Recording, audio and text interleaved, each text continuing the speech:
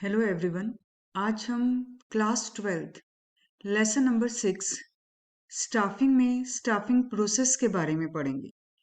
Staffing का meaning हम पहले ही कर चुके हैं।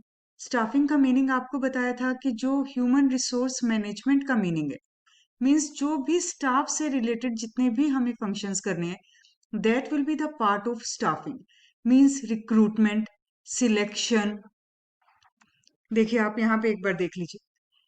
रिक्रूटमेंट है, सिलेक्शन है, उनकी ओरिएंटेशन है, ट्रेनिंग है, remuneration, performance, promotion, anything that is related with the staff. That is the meaning of modern meaning of staffing and it is also a part of human resource management.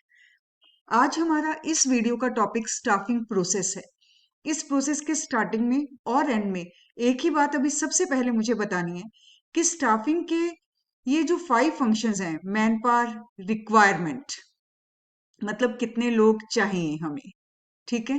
उसके बाद है recruitment, selection, orientation, training and development. ये हर organisation में आते हैं। ये five हमारे steps हैं स्टाफिंग के। लेकिन जो नेक्स्ट 3 हैं, रेमुनरेशन, जिसे हम कंपनसेशन कहेंगे अपनी बुक में, performance evaluation, promotion and transverse. हमारी बुक में हम सिंपल प्रमोशंस कर रहे हैं, ट्रांसफर्स अभी हम यहाँ नहीं करेंगे, इंटरनल रिक्रूटमेंट में करेंगे। ये हमारे सिर्फ एक स्मॉल ऑर्गेनाइजेशन का होता है। तो ये हमारा सब स्टाफिंग प्रोसेस में है। और जो हम डिटेल में करेंगे, that will B recruitment, selection, orientation, training, development. इनके ऊपर पूरे पूरे टॉपिक्स हैं इस चैप्टर में हमारे। तो अब हम यही वाला टॉपिक कि स्टाफिंग प्रोसेस है क्या, वो अब डिटेल में करने जा रहे हैं। सबसे पहले है हमारा स्टाफिंग प्रोसेस में मीनिंग क्या है स्टाफिंग का, that I told you already कि जितने भी स्टाफ से रिलेटेड हमारे फंक्शंस हैं, either it is recruitment, selection, या हमारी कंपनसेशन है, उनकी प्रमोशन है, everything is related with the staffing. It is there in the meaning of staffing itself. अब एक चीज और, that staffing is considered as a line function as well as a staff activity। जब ये line function, कब हम इसको consider करेंगे, जब एक मैनेजर दूसरे फंक्शंस की तरह ही स्टाफिंग को परफॉर्म कर रहा है। एक मैनेजर प्लानिंग भी कर रहा है, ऑर्गेनाइजिंग कर रहा है, डायरेक्टिंग कर रहा है, कंट्रोलिंग कर रहा है, उसी के साथ साथ उसने स्टाफिंग भी की। In that case it will be known as a line activity. मतलब मैनेजर एक है and he is performing all the functions of management. ठीक है, उसका कोई एक फंक्शन नहीं है, but he is performing all the functions of management. In that case staffing will be known as a line activity. Now second case, when staffing will be known as a staff activity, जब staffing एक separate management के हवाले कर दी जाए, एक separate department बना दिया जाए। फॉर एग्जाम्पल, जैसे अभी मैंने आपको बताया ह्यूमन रिसोर्स मैनेजमेंट, ये एक अलग डिपार्टमेंट है which is only related with the staff. तो ये इस वक्त हम इसे कहेंगे जब एक सेपरेट मैनेजमेंट बन गया, सेपरेट डिपार्टमेंट बन गया, in that case it will be known as a staff activity. For example, financial management है, तो ये हमारी एक अलग मैनेजमेंट है, अलग डिपार्टमेंट है। इसी तरह से मार्केटिंग मैनेजमेंट है, एक अलग डिपार्टमेंट है। अगर इसी तरह से एक ह्यूमन रिसोर्स मैनेजमेंट का डिपार्टमेंट बन जाए, in that case it will be known as a staff activity. ठीक है, तो स्टाफिंग एक लाइन एक्टिविटी की तरह से भी काम कर सकती है और एक स्टाफ एक्टिविटी की तरह से भी, when it is performed by a single manager like all other functions of management, in that case it will be known as a line activity. If it has a separate management, separate department like financial management, like marketing management, in that case it will be known as a staff activity. ये question generally 1 mark में आ जाते हैं। ठीक है, अब उसके बाद हम आते हैं अपने स्टाफिंग प्रोसेस पे, जो हमारा मेन टॉपिक है इस वीडियो का। तो फर्स्ट हमारा पॉइंट है, first step is estimating man power planning. मतलब हमारी रिक्वायरमेंट क्या है, हम कितने लोगों की हमें जरूरत है, that will come under the man power planning. यहाँ पे हमें ये देखना है what are the number that is required and what type of people are required. जब हम नंबर और पीपल इन दोनों की बात कर रहे हैं, it will be done in 3 steps itself. हमें सबसे पहले ये देखना होगा workload analysis, work force analysis, and उन दोनों को बाद में थर्ड स्टेप में हमें कंपेयर करना होगा। वर्कलोड मतलब कितने लोग चाहिए, कितना हमें अभी जरूरत है लोगों की। उसके बाद हमें ये देखना होगा what is the workforce, मतलब एग्जिस्टिंग एम्प्लॉयज कितने हैं हमारे पास। फर्स्ट में हमने देखा what is the number and type of people required, and in second case we are finding that what are the existing workforce, कितने लोग हमारे पास हैं, either they are overburden and underburden. हम यहाँ पे अपनी एग्जिस्टिंग वर्कफोर्स को एनालाइज करेंगे, ठीक है, और यहाँ पे हमें कितने लोग चाहिए ये एनालाइज कर रहे हैं। अब सीधा हम लोग अपॉइंटमेंट की तरफ नहीं जाते, सिलेक्शन की तरफ नहीं जाते, अभी हमें और इन दोनों को एनालाइज करना होगा, इन दोनों पॉइंट्स को कंपेयर करना होगा। अब हम देखेंगे कि अगर वर्कलोड ज्यादा है वर्कफोर्स से, मतलब काम ज्यादा है हमारी एग्जिस्टिंग वर्कफोर्स से, देन नो डाउट हमें और लोगों की जरूरत है, we have to employ the people from outside, right. But in second case if workforce is more than the workload, मतलब हमारे पास एग्जिस्टिंग वर्कफोर्स ज्यादा है लेकिन वर्कलोड कम है, तो हमें कुछ लोगों को हटाना होगा या उनको ट्रांसफर कर देना होगा, ठीक है। एक बहुत कॉमन सेंस की बात है कि अगर एग्जिस्टिंग वर्कफोर्स ज्यादा है लोड से, तो या तो हम उनको ट्रांसफर करें या उनको एग्जिट कर दें, राइट। लेकिन अगर लोड ज्यादा है हमारे एग्जिस्टिंग वर्कफोर्स से, तो definitely the company has to employ more people. तो यहाँ पे मैन पावर रिक्वायरमेंट बहुत सिंपल पॉइंट नहीं है, यहाँ पे हमें तीन चीजों को कंपेयर करना होगा, वर्कलोड एनालिसिस, वर्कफोर्स एनालिसिस, और उन दोनों को कंपेयर करके हम डिसाइड करेंगे that what type of people and what is the number of people that is required for the organisation. हमारा नेक्स्ट पॉइंट है रिक्रूटमेंट। रिक्रूटमेंट और सिलेक्शन को कई बच्चे कंफ्यूज करते हैं, 11 तक आप लोग कंफ्यूज करते हैं कि उसको सेम पॉइंट समझते हैं। एक्चुअली तब तक हमने इनका डिफरेंट मीनिंग किया भी नहीं था, लेकिन ट्वेल्थ क्लास से हम रिक्रूटमेंट का सेपरेट टॉपिक करेंगे और सिलेक्शन का एक सेपरेट टॉपिक है। रिक्रूटमेंट का मीनिंग होता है inducing, encouraging more and more people to apply for the job. हमारे पास वैकेंसीज है, हमने अपने फर्स्ट पॉइंट में देख लिया that this is the number of people and this is the type of people that are required. तो अब हम यहाँ पे एडवर्टीजमेंट करेंगे, किसी भी तरह से we are going to encourage more and more people to apply for the job. अभी नेक्स्ट जो हमारा टॉपिक होगा वो हमारा पूरा रिक्रूटमेंट के प्रोसेस पे ही होगा, उनके सोर्सेज के ऊपर होगा। तो ये दो तरह के होते हैं हमारे sources, one is internal and one is external. Internal का मतलब when we are going to fill our vacancies from the existing employees. हमारे पास कुछ वैकेंसीज हैं, जैसे हमने अपने प्रीवियस पॉइंट में देख लिया कि number and type of people that are required, उन वैकेंसीज को हमने एग्जिस्टिंग एम्प्लॉयज से फिल कर लिया। और यहाँ पे एक्सटर्नल क्या होता है, एक्सटर्नल का मतलब हमने अपनी इन वैकेंसीज को बाहर से जिन लोगों ने अप्लाई किया था, हमने एग्जिस्टिंग एम्प्लॉयज को कंसीडर नहीं किया, बाहर से जिन लोगों ने अप्लाई किया था उन लोगों से हमने अपनी वैकेंसीज को फिल किया। अब साथ साथ मैं एक चीज और बताऊं, आप में से कई बच्चों का ये उसके बाद एक क्वेरी आ जाती है कि जब हम एग्जिस्टिंग एम्प्लॉयज से अपनी वैकेंसीज को फिल करेंगे तो तब भी तो हमारी कुछ वैकेंसीज हो जाएंगी, क्योंकि फॉर एग्जाम्पल हायर लेवल पे 5 वैकेंसीज हमारी हैं हम, और वहां पे जो हमारे लोअर वर्कर्स हैं वो 20 हैं। अगर हमने 5 वैकेंसी इनसे फिल कर दी तो यहाँ पे हमारे पास 15 पीपल रह गए। डेफिनेटली इन दिस केस जो लोअर वैकेंसीज हैं that will be filled from outside, ठीक है। लेकिन यहाँ पे जो हमारी ऊपर की वैकेंसीज थे, अच्छे लेवल के जो वैकेंसीज थी, वो हमने अपने एग्जिस्टिंग वर्कर्स की मदद से भर ली, so that if any people, any good people, any hardworking people, loyal people are available in the organization itself, why to take it from the outside। तो कई बार एग्जिस्टिंग एम्प्लॉयज को ऑर्गेनाइजेशन प्रेफर करती है हायर लेवल के काम के लिए। तो अगर हम एग्जिस्टिंग एम्प्लॉयज को कंसीडर कर रहे हैं that will be the internal recruitment, if we are taking the persons from outside for filling the vacancies that will be the external recruitment। Next point आता है हमारा सिलेक्शन। अब यहाँ पर बहुत से लोगों ने अप्लाई कर दिया in the recruitment for the vacancies.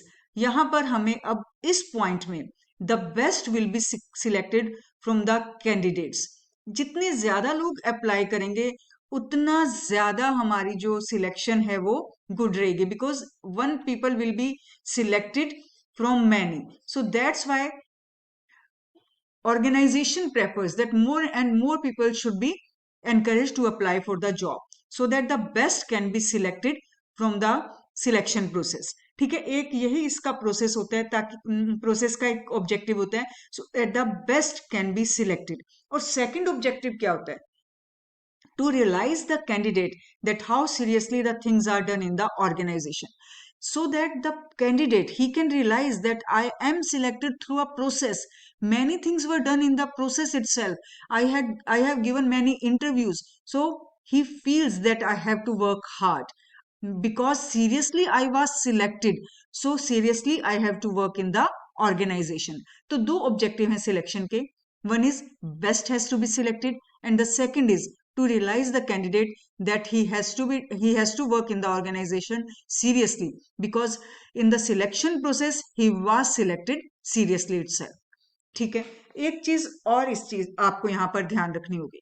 इसके ऊपर एक 1 मार्क का क्वेश्चन आ जाता है, that selection is considered a negative process but recruitment is considered a positive process. Why it is so? Because here the vacancies are limited, but many people are going to apply for the job, so that's why the recruitment is known as a positive process.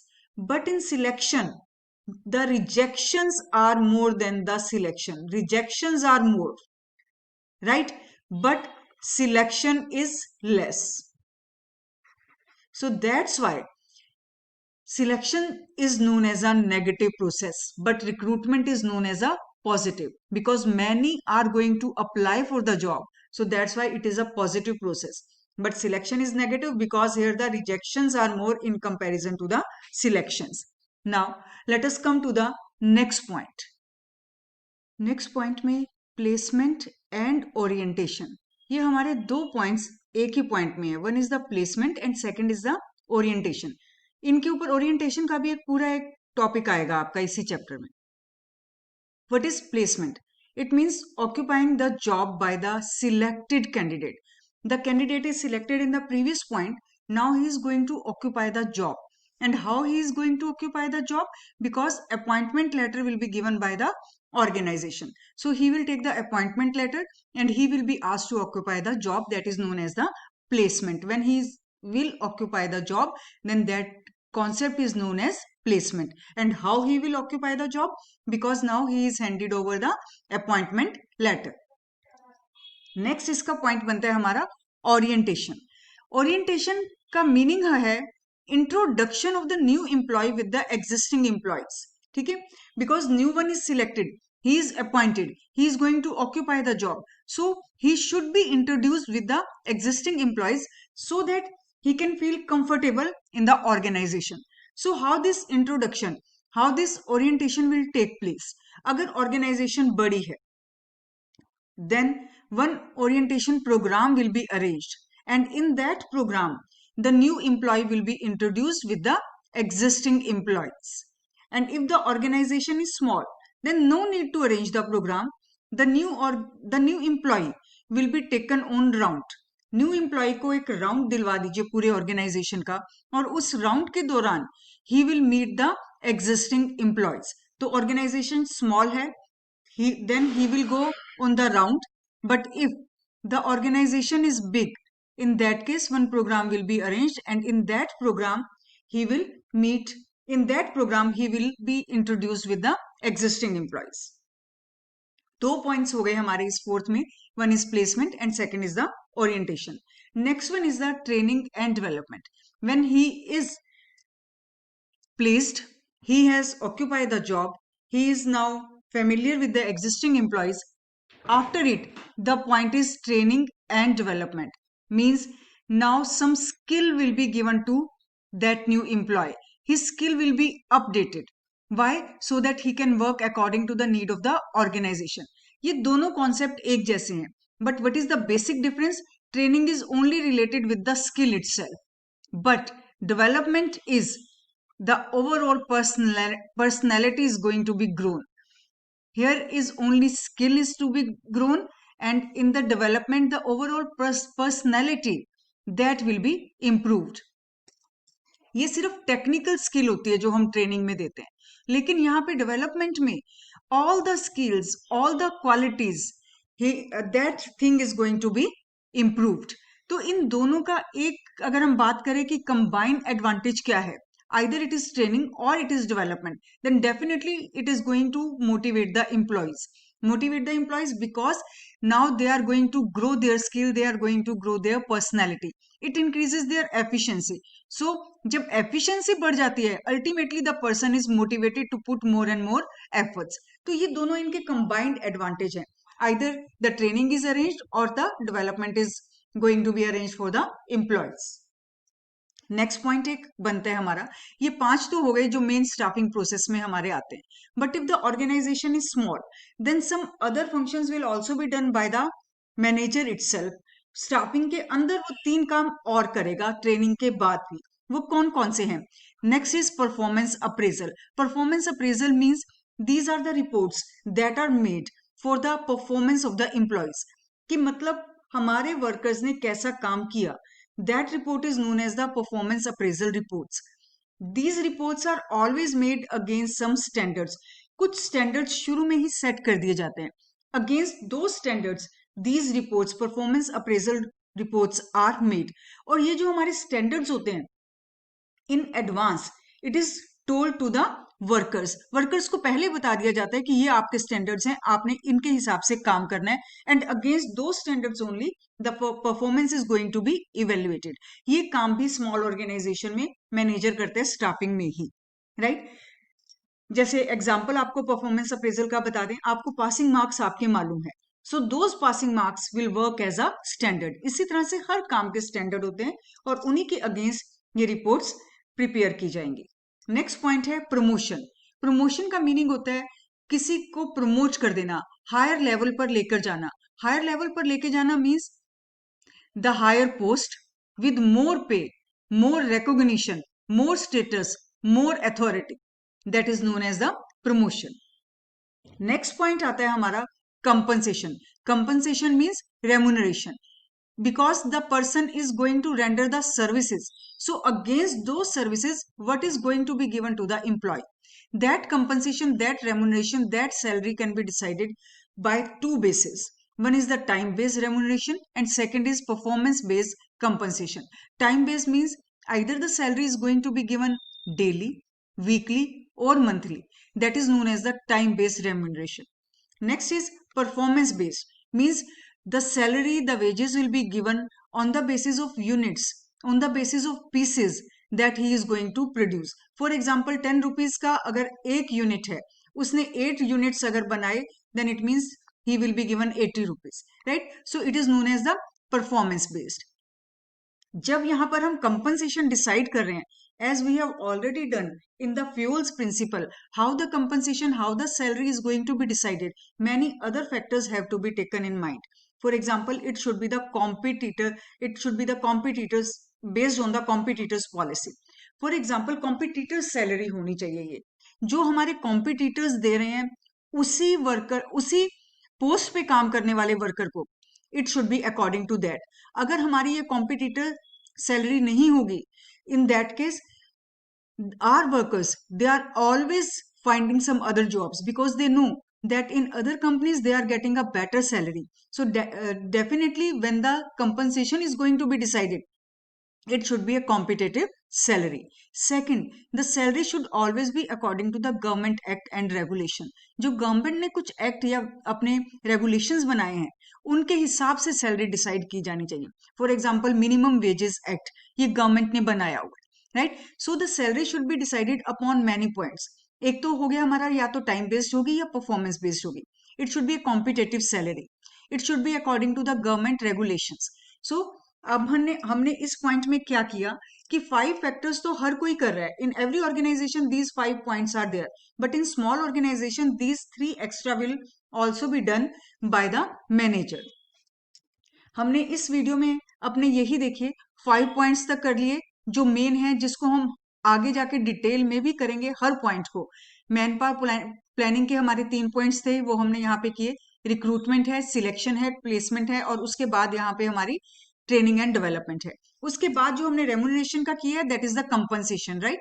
तो ये 3 जो points है in the small organisation, it will be done as a line activity by the manager itself. हमारे इस video के लिए बस इतना ही। नेक्स्ट वीडियो में हम मिलेंगे एक नए टॉपिक के साथ। Thanks to all of